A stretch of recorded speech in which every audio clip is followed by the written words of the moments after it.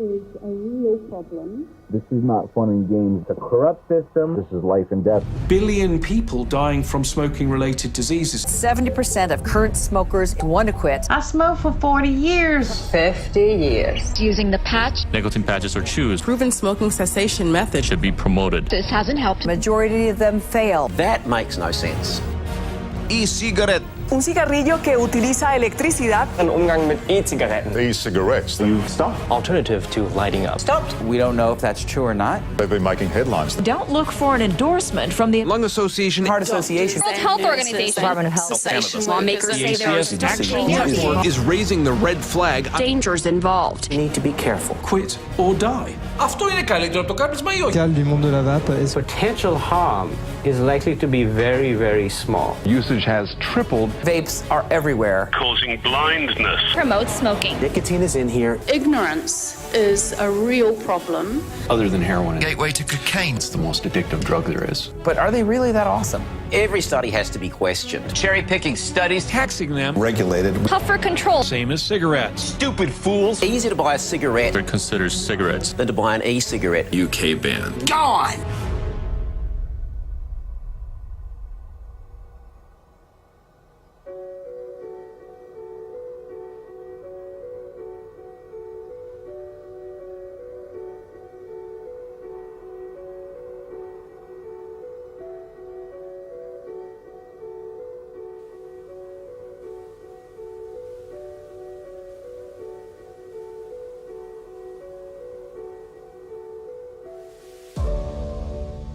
My whole life, I've been told that smoking is bad.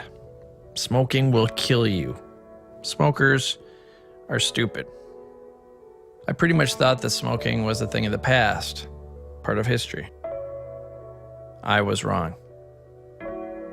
I was shocked when I found out that 1 billion people are projected to die early from smoking this century. I was even more surprised when I found out that many people were using new ways to quit, but that those ways were being banned in more and more countries.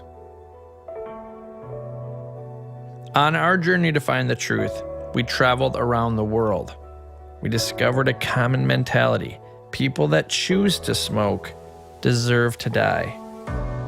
Despite research showing modern cigarettes to be deadly, the number of smokers around the world continues to rise. Millions are dying early, casualties of a war they don't understand. Shoddy studies, fear of the unknown, and passionate enthusiasm are the weapons of choice. Battle lines were drawn. A culture war began. We discovered widespread corruption. To separate the truth from the lies, the emotion from the facts, we went to the leading doctors and scientists. In the end, our journey became about more than just smoking or vaping. It's about freedom, corruption, and the fate of future generations. This is the battle for 1 billion lives.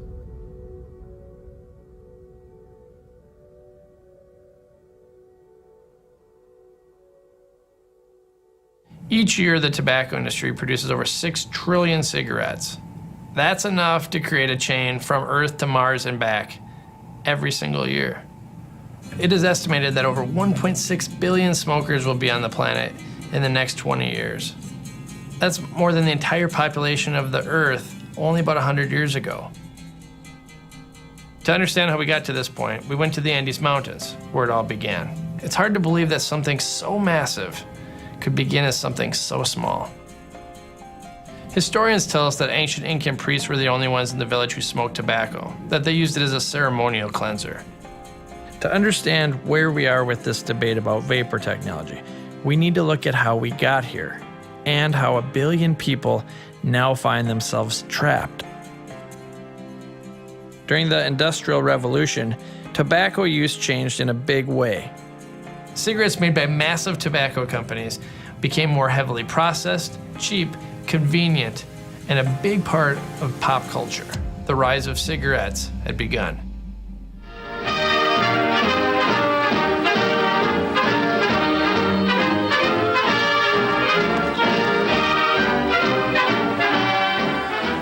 LSMFT, LSMFT. Lucky Strike means fine tobacco. Yes, in a cigarette, it's the tobacco that counts. And Lucky Strike means fine tobacco. If we think of the last century, the big breakthrough that really got us into the problem we have was actually a technology innovation in terms of the cigarette machine. That immediately allowed us to have millions and billions of cigarettes being produced. And sales took off. At the time, there was not much knowledge about the risk. There actually was already some hint of this by 1980. Because they had their own. They had Virginia Slims and Eve and Satins and Capris. And, you know, I was ballsy enough to ask a question of the R.J. Reynolds tobacco executive, how come you guys from R.J. Reynolds don't smoke? He said, we don't smoke the shit, we just sell it. We reserve the right to smoke for the young, the poor, the black, and the stupid. And billions of dollars were there to fund it. They're spending more money marketing, okay, than a lot of people are spending to prevent it.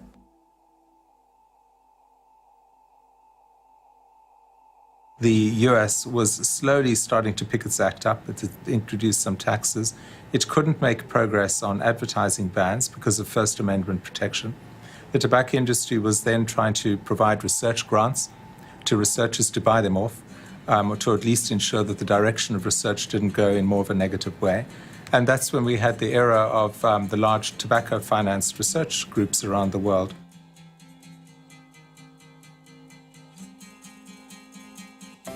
The Tobacco Institute, a trade association with a unique objective: to promote a free and informed discussion of all issues involving America's oldest industry. We had a study done by the Wharton Applied Research Center at the University of Pennsylvania in 1979. We were involved in grants with the Medical College of Virginia from 1930 to 1960. Of course, there is the never-ending concern about the alleged effects of smoking on the health of the smoker. The evidence is certainly inconclusive at this time.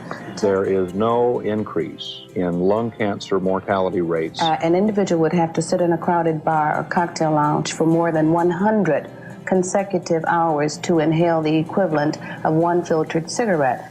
Well, this study was performed by the American Cancer Society. That was proven with the study funded in part by the Massachusetts Lung Association, which confirms some of our own thinking on the subject.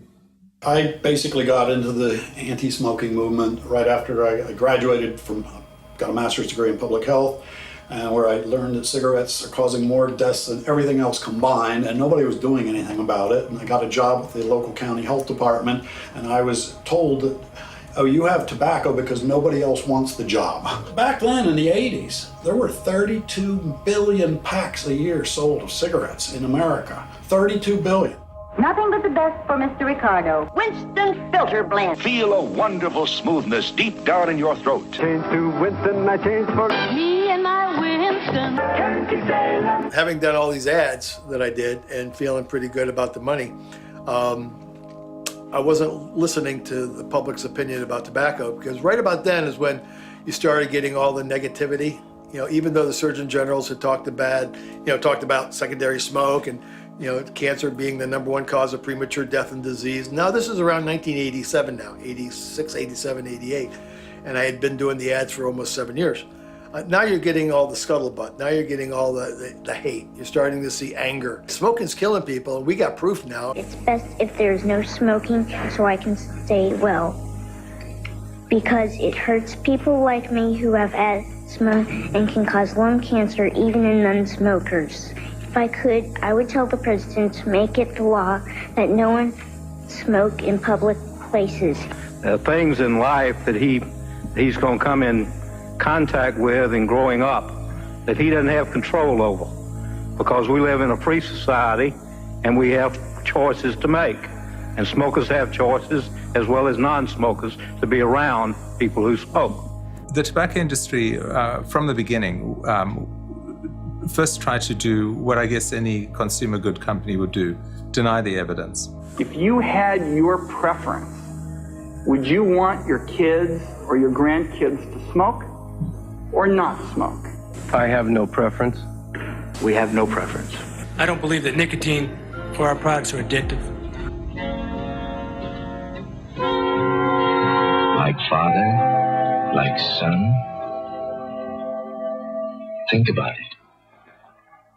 For information on smoking and heart disease, ask your heart association. There's now a movement with the National Cancer Institute, cancer, lung, heart, not to mention the government and Surgeon General, that says, hey, smoking's killing people, and we got proof now, and now we got evidence, we got tobacco files, we got people talking about it.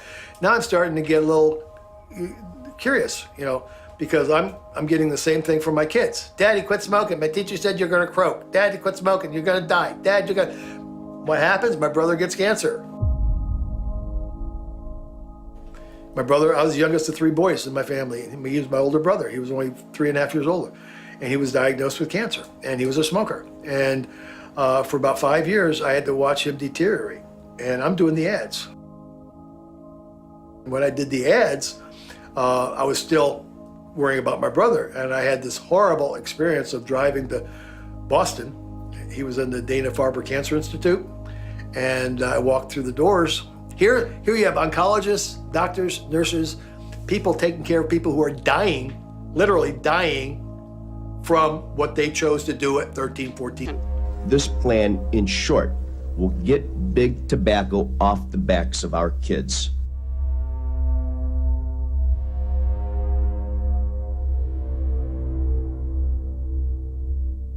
They got the money, they signed on, and then within 2 years, that money's gone. They either put it in bonds where they can't pay it back, they used it for road repair, waterfront restoration, they used it for, health departments, new computers, new labs. These states are not using the money that they said they needed, and the tobacco companies are now giving all this money to the states. And then nobody knew that within 48 hours after they gave up $246 billion, they raised the price of cigarettes 48 cents across the board to make up the 246. Nobody cares about it. Nobody wants to talk about it because it's not scandalous enough. The tobacco industry has conceded defeat, and we have a settlement of historic proportions.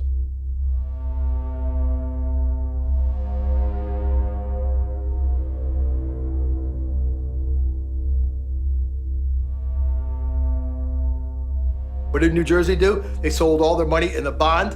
Okay, now it's due to be paid back, and New Jersey doesn't have the money to pay it back.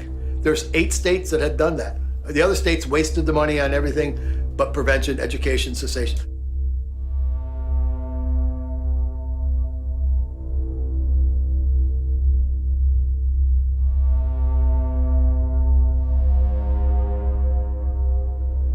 So there's more corruption, there's more government intervention, for keeping tobacco alive and keeping the big tobacco monopolies, raising $500 billion a year. $500 billion, if not more. That's what they admit to.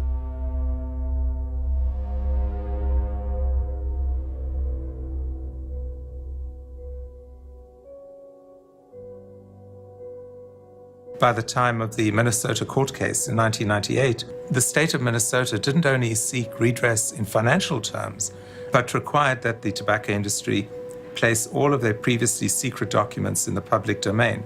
And from then on, we knew the roadmap of the industry and what it had been since the 60s.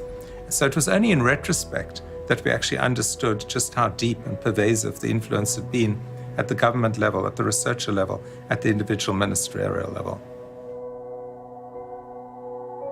As tobacco rates start falling to maybe 20% or below 20%, you're getting into a hardcore group of smokers who are not smoking out of pure choice, but they're smoking because they are addicted and they have a physical need for nicotine in their lives.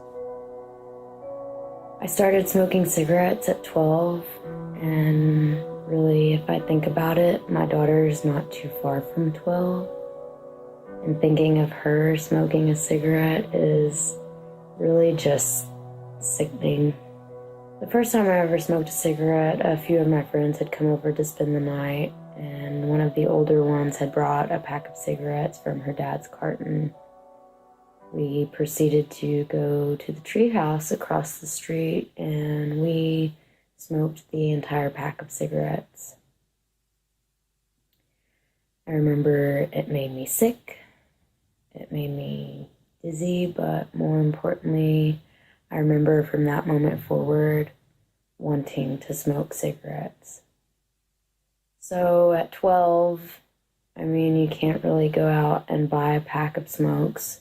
So I would basically do what I could. I would take the burning cigarettes from the ashtray when my mother wasn't looking, or take cigarettes out of her pack, or even worse, I would take the butts out of the ashtray, which is really disgusting. It was not easy. I probably quit 7, 8, 9 times, and then I'd come back hating myself. My son looked at me and he looked so disappointed.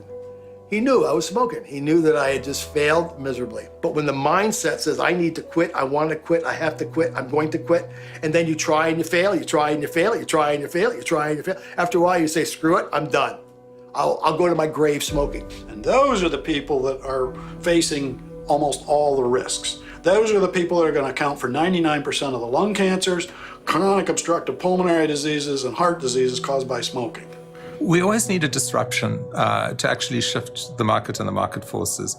And I believe that Hon Lik's work as the inventor of an e-cigarette really represents this disruptive change.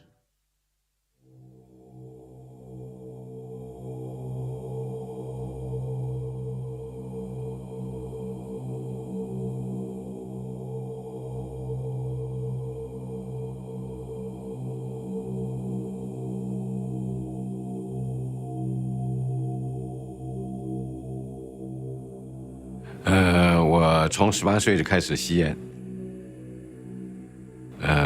后来随着工作繁忙呢，吸烟越来越多，吸烟多了以后，我自己感觉引起身体很多的不适，尤其是这个呼吸系统、气管。我也试图多次的戒烟或者是减烟，但是经历一段时间以后都失败了。那么后来我用国产的那个尼古丁的贴剂，但经历一段时间都失败了。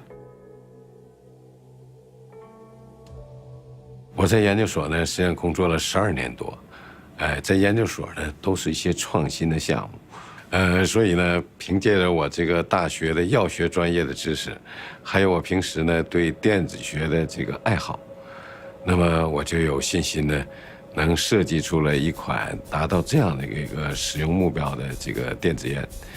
那么从02年下半年我就开始陆续做这些相关实验，试验这个液体的雾化、携带尼古丁，以及呢这个在这种简易装这种吸入以后的感觉，那么通过这些实验，我就很有信心了，很有信心呢，就是创造一款这种史无前例的电子烟。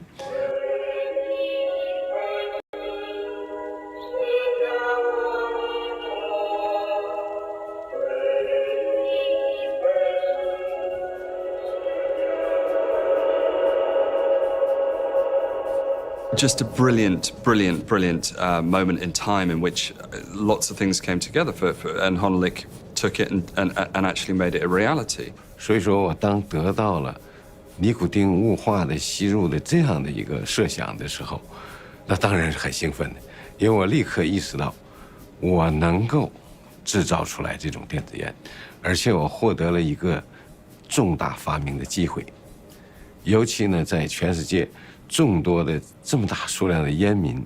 Hon Lik came up with this brilliant invention, and that's the mark of a true innovator. Okay, it's somebody that paradigmically can shift things into a whole new way of doing things.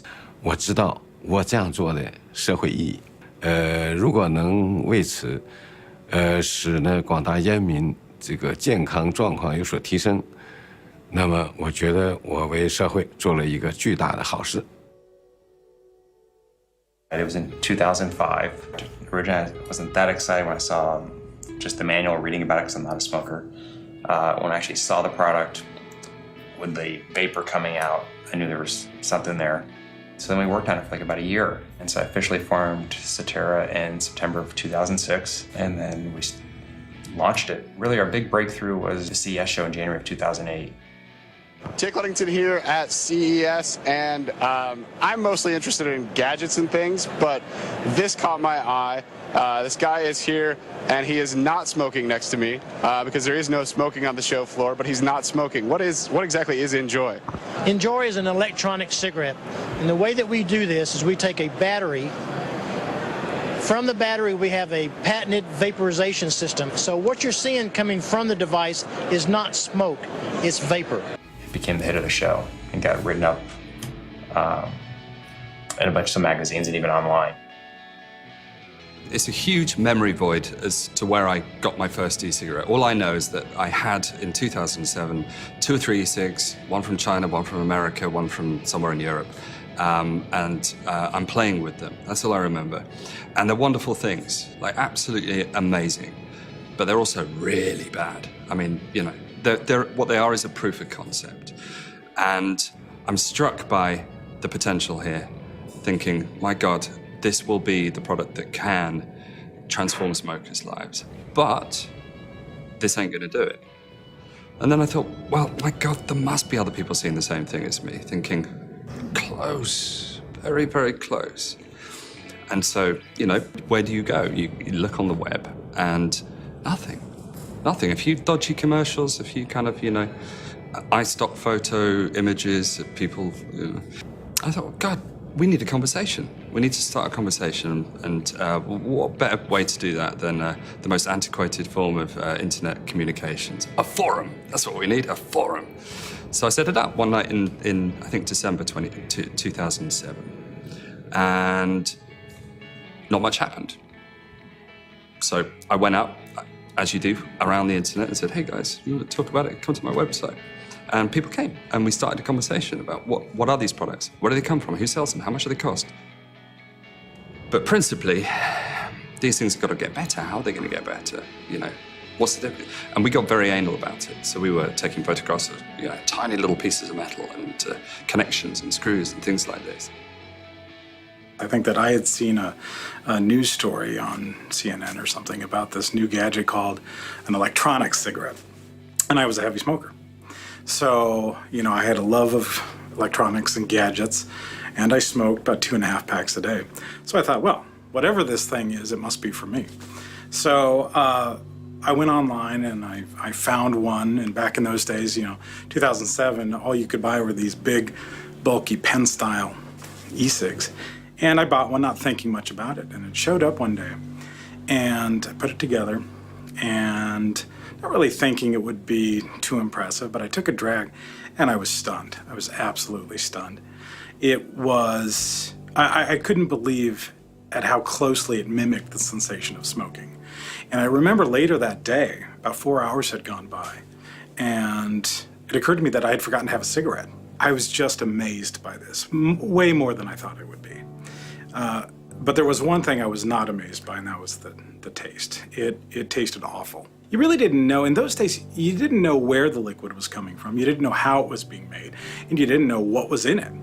You know, in those days, you might be lucky if you'd get a little plastic bottle with some liquid in it, you know, that said vanilla or whatever. And that was it. There were no companies in the United States.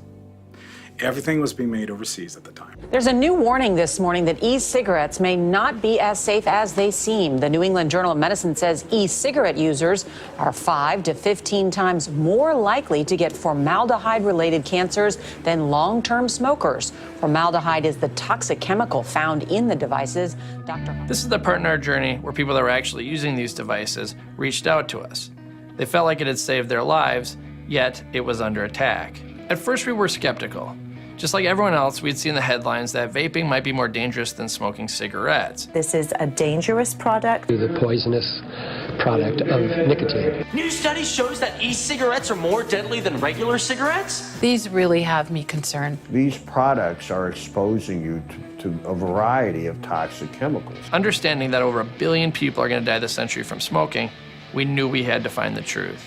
Because I'm not a smoker or a vapor, we packed our bags and headed around the world to meet with leading scientists and health experts to find out what was really going on. I think the first thing the world needs to know about vaping is that all of the harm and the billion lives that we're talking about in tobacco use comes from smoking, comes from setting fire to it and inhaling the smoke. So it's the toxic particles, the toxic gases, that's what's doing the damage. The real problem is if you set tobacco alight and you inhale it, it's bad for you. If you put a piece of beef in the oven and you overcook it and you eat it, it's bad for you. Anything you set alight and inhale or ingest is bad for you. Deal with the smoke, you solve the problem. We know how to deal with the smoke. So I think people working on this every morning, just like Clinton, when he first ran for president, had that sign saying, "It's the economy, stupid," to remind him every day what to concentrate on. It's really simple. It's the smoke, stupid.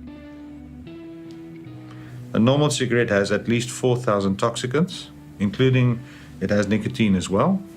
And if a consumer would take all of that on board, 1 out of 2 of those consumers will develop disease and die an early death. Solid evidence to back that up. If somebody would have said, Bill, can you think of a parameters of a product to replace cigarettes? Theoretically, I'd have said, well, it would be 99% less hazardous than cigarettes. It wouldn't be addicting non-smokers. It wouldn't encourage anybody to switch to cigarettes. And it would help lots of people quit smoking. That's the ideal solution to the cigarette epidemic in this world. It's called vaping. It's not smoking. There's no tobacco, nothing is lit on fire.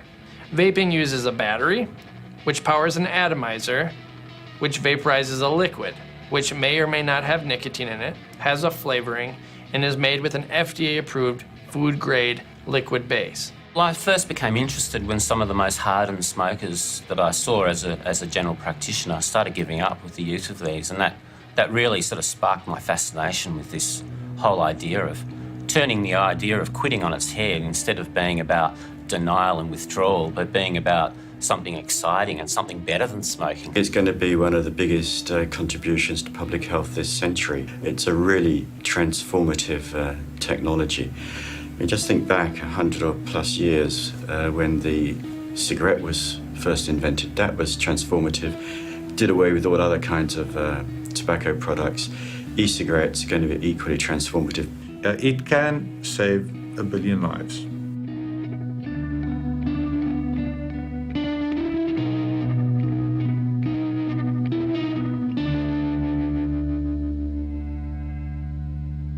Anytime someone attacks a promising alternative to a massive problem, then you have to ask why. The answer is money. Money, and one of the most fascinating alliances in history. Well, there are lots of forces at play, pro-vaping and anti-vaping, and it's hugely complex. The war on vaping began with the FDA's attack, but they weren't the only ones on their side. To fully understand this alliance that formed, we need to go to the American South and the theory of the Baptists and the bootleggers. In many counties, they hold periodic votes to decide the fate of alcohol sales. An unholy alliance forms between the preachers who don't want alcohol being used in their communities and the bootleggers who are willing to sell alcohol when and where it's not legal. They're happy to help the preachers restrict alcohol sales because that kills their competition. It's a classic example of the enemy of my enemy is my friend. At the end of the day, they both drive around town with the same bumper stickers. Unfortunately, counties that vote to restrict alcohol sales have higher rates of drunk driving fatalities. We see the same two sides in the vaping wars. You have the bootleggers who are opposed to vaping for business reasons, and you have the preachers who are opposed to vaping on moralistic grounds. Well, let's talk about the bootlegger side. Remember Big Tobacco? They don't like competition for their $1 trillion business. Analysts say electronic or e-cigarettes will become a $2 billion industry worldwide by the end of the year, with some predicting sales will outpace conventional cigarettes within 5 to 10 years. Cigarette companies realize that e-cigarettes are now a threat to the old business. And are they? Huge threat. It's one of the very rare cases where you have such a controversy about a product, and to the point that people don't understand that it is the main competitor of tobacco cigarettes today. The e-cigarette is the main competitor of tobacco cigarettes.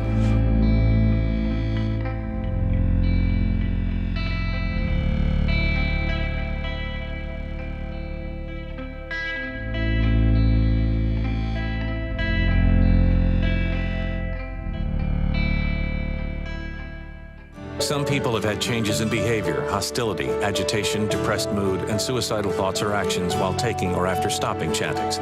Some people can have allergic or serious skin reactions to Chantix, some of which can be life-threatening. Patients also reported trouble sleeping and vivid, unusual, or strange dreams. Talk to your doctor to find out if prescription Chantix is right for you. Drug companies know that doctors hold all the real power in the prescription drug business. Break the hold of nicotine addiction. See your doctor about treatments. While they spend nearly $4 billion a year marketing directly to us, they spend an estimated $24 billion a year marketing directly to doctors. Big pharmaceutical companies, also lovingly known as Big Pharma, want to protect their $6 billion nicotine replacement therapy business. Not only are they trying to ban all the competitors, the smoke-free alternatives, but they are trying to promote gums, patches, lozenges, and FDA-approved drugs is the only effective way to quit smoking. I'm not a big fan of Nicotrol, Nicoban, Habitrol, the inhaler. It's shocking to hear it. I almost, flinch when I hear, colleagues saying things about e-cigarettes that they know or they should know are completely wrong, or exaggerated, or scaremongering. There's too much of that going on. We don't know enough research in terms of the long-term risks. The jury's out on this one. They might or might not be able to help you quit, but there are definite harms that they can cause. We don't yet know about vaping. It's the same as antifreeze. We used to have very dangerous products, and the makers of those used to lie about those. We now have much safer products, and the public health community is lying about those. We know that they don't actually allow people to stop smoking. Now there's even more evidence that these are a gateway to smoking regular cigarettes. The e-cigarette makers are making these for kids because they make chocolate and other flavors. What's going on? Frankly, I don't think they can see too clearly sometimes when it comes to a product that involves nicotine, like e-cigarettes. Because of the association with tobacco, that just seems to blot out the sun for these people, and they can't look at the facts as objectively as they otherwise might. In many people's mind, nicotine is so closely associated with tobacco and smoke that they don't separate out that this is just one of the components in a cigarette. What we always used to say in the stop smoking services is that nicotine is as addictive as heroin and cocaine.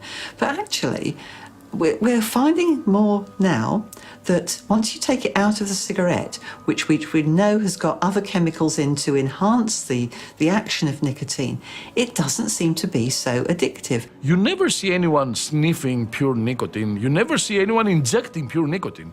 No one wants to inject or to use nicotine in a pure form. And it would be much cheaper to get nicotine, as a solution rather than to take it from cigarettes. But everyone likes cigarettes because it's not only nicotine.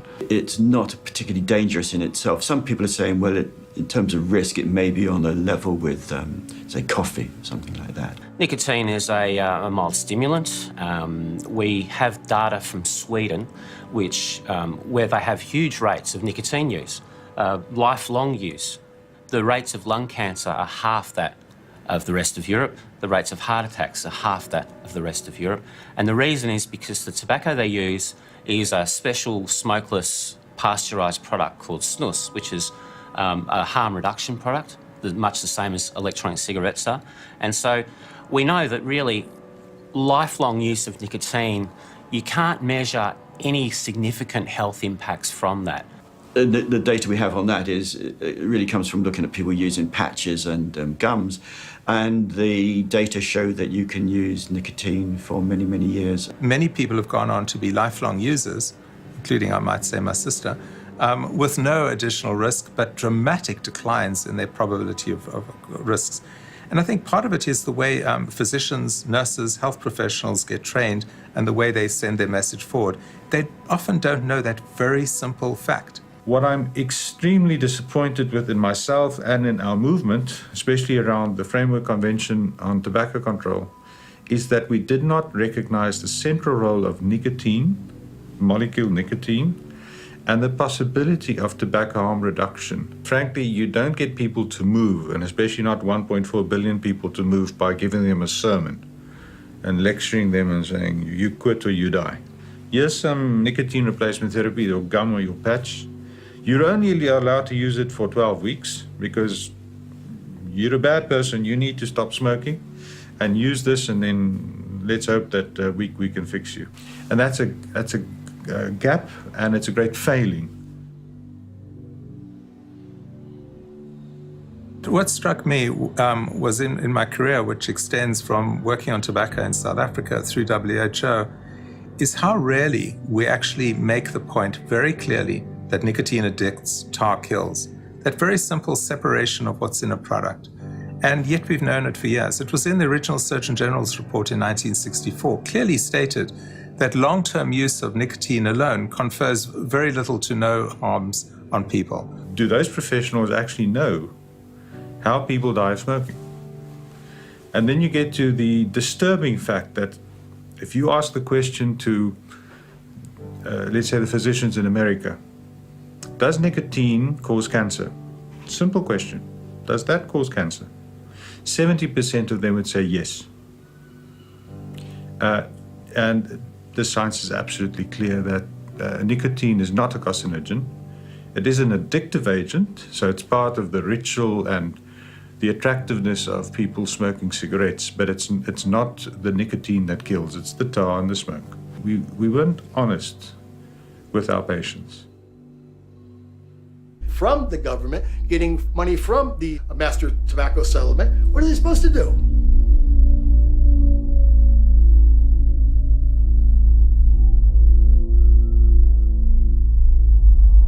With all the lobbying from big charities, it looks like government took the convenient opportunity to protect their tobacco profits. The category is under threat. Countries like Singapore, Thailand, probably Indonesia, Australia, have banned e-cigarettes. We just had a vapor from Australia saying she's smoked for 43 years. She tried everything, patches, gum, behavioral therapy, the works. Didn't work. She heard about e-cigarettes and she asked her local pharmacist, can she have that? And she said no. Then she phoned the quit line. Could she have an e-cigarette? She's tried all the other modalities of cessation. They said no, it's illegal. So that is sending her to an early death. 20 countries have now banned e-cigarettes due to World Health Organization telling them to. In Hong Kong, it's a $12,000 fine and or up to 2 years in jail. In Brunei, it's $10,000. This has happened all over the world where countries have banned or heavily restricted vaping. And you're doing nothing about smoking. So you're in a place where you can get cigarettes everywhere, but you cannot get e-cigarettes. By banning all these least hazardous alternatives, they're actually protecting cigarette markets.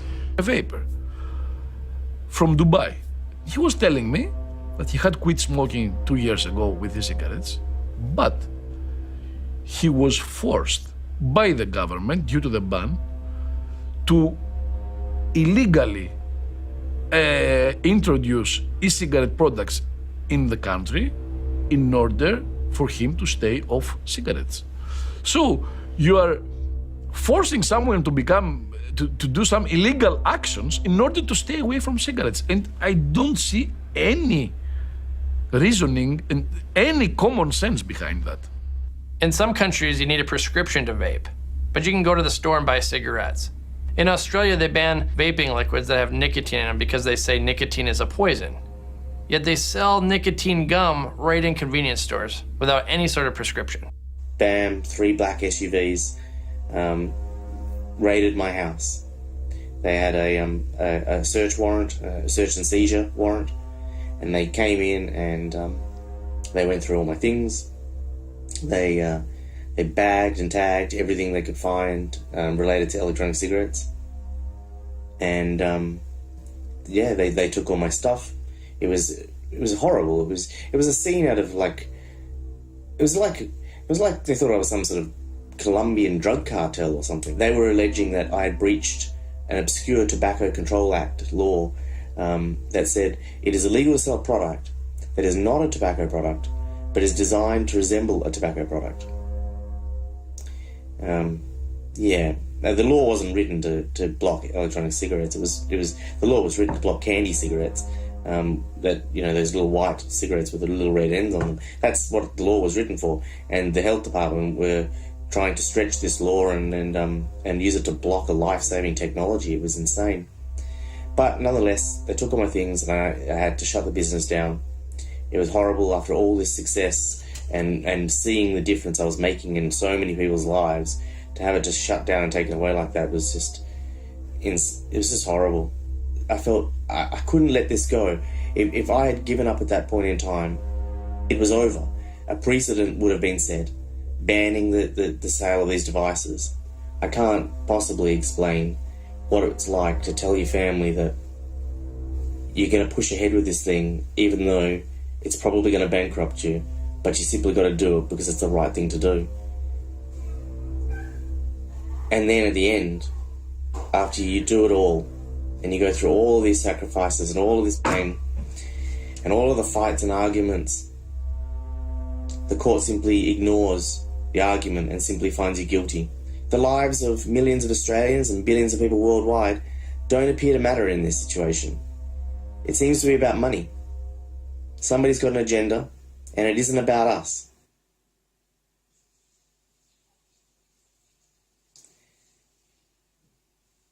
Don't let the bastards win.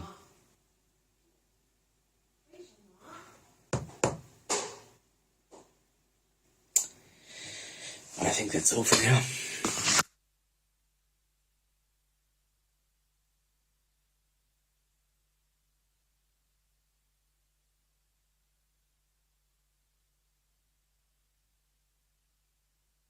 One of the biggest vaping news stories in 2015 was when Portland State University came out with a study showing that there was more formaldehyde in vapor than in cigarettes. Formaldehyde study basically was a fraud. The person who did it set the PV on the wrong setting, and it would dry puff and no vapor could use it. All the way up to 12. I'm not trying this all the way through.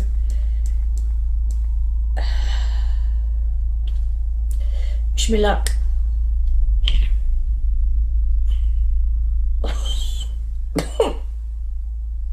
Oh. It can't be done. But they made a machine inhale it, and then they assumed this machine would inhale so many hundreds of inhales every hour for the rest of their life. For 75 years they projected it out to be, and they added up all these dry puffs, of the machine dry puffing for 75 years in a row, and then said it might be more carcinogenic than cigarette smoking. But it was a fraud. A lot of these researchers, they're mostly funded by the federal government. The Food and Drug Administration and the Department of Health and Human Services through the National Institutes of Health and through the Centers for Disease Control are funding most of the people who are trying to ban e-cigarettes, and they're funding them to go out and lobby to ban e-cigarettes. Even though it's completely illegal, the CDC gave grants to the Washington State chapter of the American Lung Association, who used that money for lobbying. This is what happened. King 5 News. For so many adults, this has been a life-changing intervention. Now at 6:30, a heated hearing in Olympia as the state tries to become the first in the nation to regulate e-cigarettes like tobacco. South Bureau Chief Drew Mickelson looks at the proposal that would make Washington's vaping laws some of the toughest in the country. It's a violation of federal law to use federal funding to lobby for laws, but it's been going on. The CDC's been warned about it by the Department of Health and Human Inspectors. Inspector General did a report. They had hearings in front of the U.S. House of Representatives, Energy and Commerce Committee on this. That Tom Frieden was warned. Alternative that we know is significantly, over 95% safer. And really, I didn't want my children to have to see me that way. I wanted to be able to be there for them more in the future and extend my life for them. And essentially that is what vaping has done. Vaping has helped me to quit smoking cigarettes. And for that, I am thankful. 1 billion lives are at stake. The status quo is winning. Smoking is strong. The battle rages on even as you watch this. Big business and government are working together all over the world to serve the few at the expense of the many. We see so many examples in our food system, our medicine, and now we see it in the push to preserve smoking and its cash flow, to condemn 1 billion people to death, billions of mourning kids, billions of broken hearts. We can choose a better approach. We can end fear-mongering. We can help our neighbors live better. We can help our neighbors live longer. And we must. I've heard a lot of funny stories and opinions. Now to get the whole thing straight, you can't keep a bunch of hypocrites and liars all from showing their face. But the damage has been done. Our battle's not quite won. So let's take it to the streets and sing for the sun.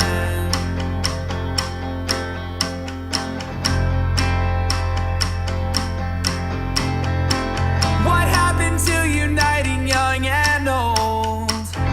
We're all equally sick of doing what we're told. Grab a hold. And when it comes to controlling the masses, they've got us full of faker teens with TV classes, 3D glasses. But the damage has been done. Our battle's not quite won. So let's take it to the streets. Let's take it to the streets.